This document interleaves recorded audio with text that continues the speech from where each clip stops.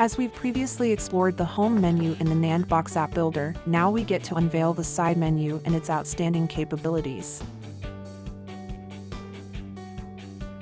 It is a great option if you would like to expand your app's functionality further and provide your users with an excellent navigation experience.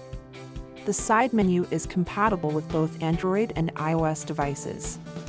In iOS, it usually appears as more on the right side of the screen. Unlike the home menu, the side menu is not entitled to a certain number of features to add. You like the feature?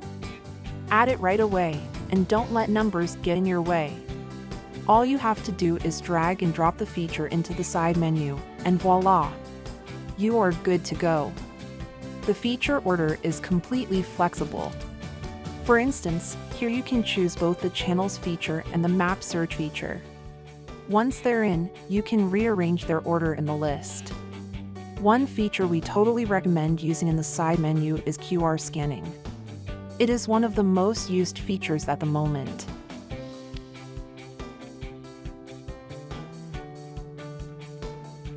QR scanning can be used to connect users to the app, groups, and channels with just one simple click.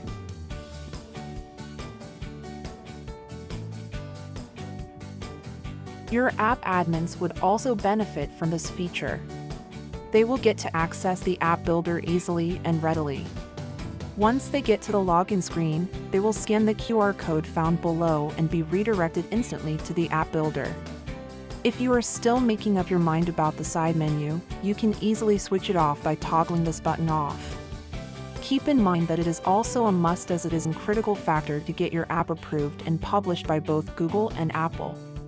Everything you needed to know about creating a side menu for your app is now at your fingertips. Explore the horizons of app development and set the sail with the nandbox native no-code app builder.